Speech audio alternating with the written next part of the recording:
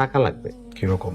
এখানে যে ঘটনাটা ঘটছে, যেটা অলরেডি আমি ভুলে গেছি, তো এখানে দুজন সেন্ট্রি দাঁড়ায় আছে, তারা ভুলে নাই, তারা ভুলবে না, তারা থানার মধ্যে এটা বলে বেড়াবে।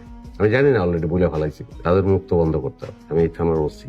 তাহলে কি করতে হবে এখন? টাকা লাগবে, 20 লাখ টাকা ওদের দুজনের মধ্যে ভাগ করে দেবো, খুশি হবে ওরা। স্যারেরও ইজ্জত থাকলো, আমারও ইজ্জত থাকলো।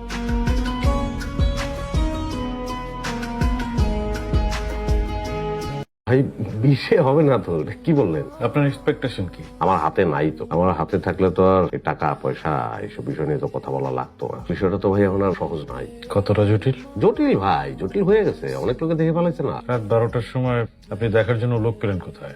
ক্যাপিটাল সিটি, আমার জানা মতে 3 জন এটা দেখছে, প্রত্যক্ষ সাক্ষী তারা। সমস্যা তো ওই জায়গায় হয়েছে, আমার হাতে আর কিছুই নাই। 20-এ হবে না ভাই।